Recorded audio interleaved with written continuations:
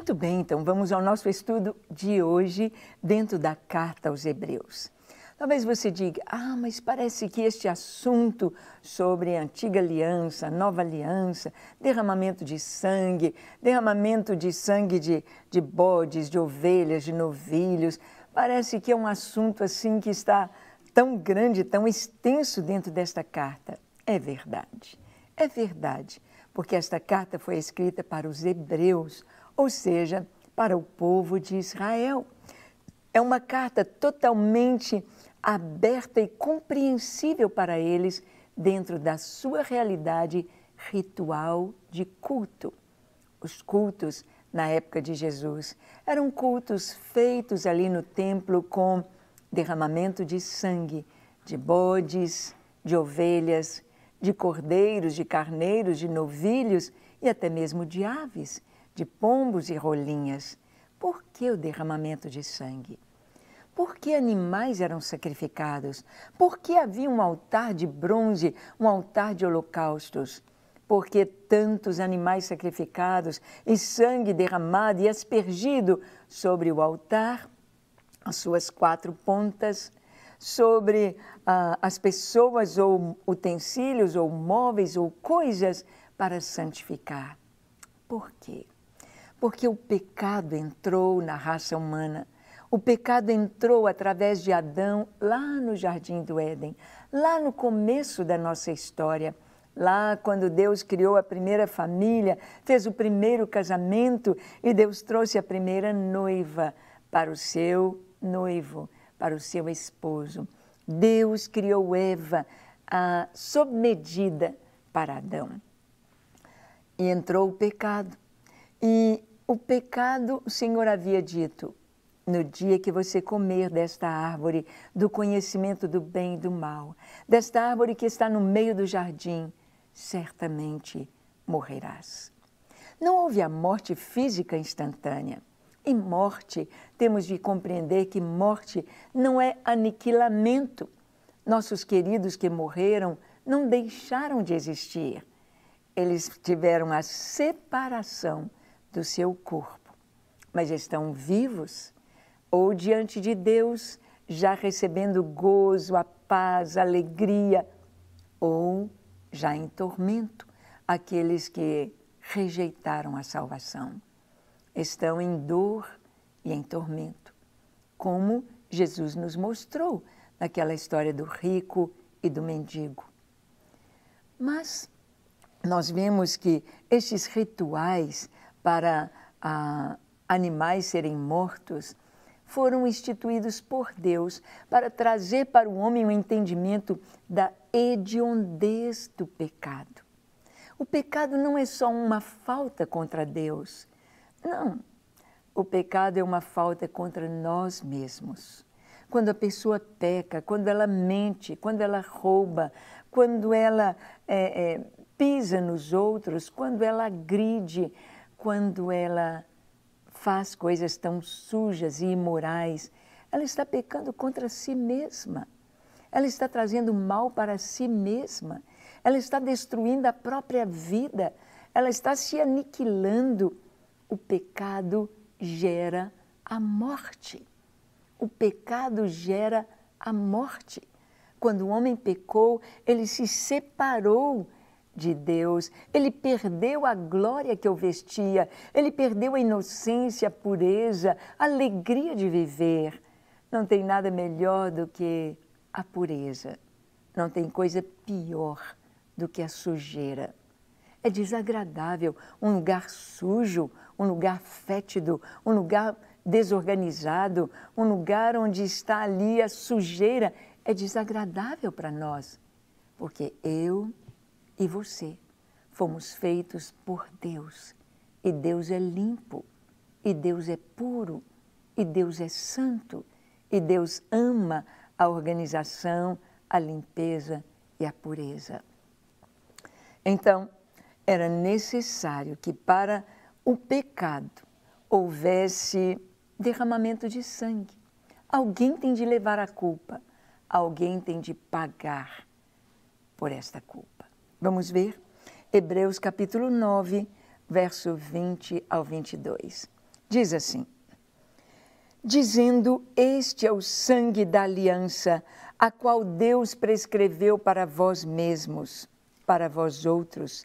Igualmente também aspergiu com sangue o tabernáculo e todos os utensílios do serviço sagrado. Com efeito, quase todas as coisas, segundo a lei, se purificam com sangue, e sem derramamento de sangue não há remissão. Aqui, nesta carta, está se dizendo que é o sangue da aliança. Alianças de sangue, alianças eternas. Deus fez aliança de sangue com Abraão, com Isaque, com Jacó, com Moisés. Deus fez alianças com o seu povo. Aliança é esse pacto entre duas partes com responsabilidades iguais. Quando Deus disse a Abraão, Abraão, dá-me o teu filho, teu único filho, a quem você ama, oferece-o a mim em holocausto no monte que eu te mostrarei. Abraão obedeceu. Abraão conhecia Deus, ele sabia que precisava obedecer a Deus. E ele sobe, ele caminha 3 dias com seu filho Isaque, com seus servos, e vai até o Monte Moriá. E ali ele se prepara para oferecer o seu filho em sacrifício. Ali, Abraão prepara para sacrificar Isaque. Isaque pergunta, meu pai, aqui está a faca, o fogo, a lenha, mas onde está o cordeiro para o sacrifício? Onde está o cordeiro? E Abraão responde, Deus proverá, meu filho, para si o cordeiro. Isaque foi substituído. Na hora que o pai ia sacrificá-lo, ele ouviu dos céus bradar a voz do anjo de Deus. Abraão, Abraão, não faças tal, porque agora sei que temes a Deus. E na mesma hora, atrás dele, um carneiro com o chifre preso a um arbusto. Era o sacrifício. Abraão toma, tira Isaque do altar e sacrifica aquele carneiro. Assim como Deus pediu a Abraão, dá-me o teu filho. Agora, como ele estava em aliança com o Senhor, Deus teria de dar o seu filho, o seu único filho, por oferta, para a justiça do próprio Deus. Só que para Jesus não houve um substituto, não houve quem o substituísse. Ele era o Cordeiro de Deus, perfeito para o sacrifício. Jesus foi levado à cruz.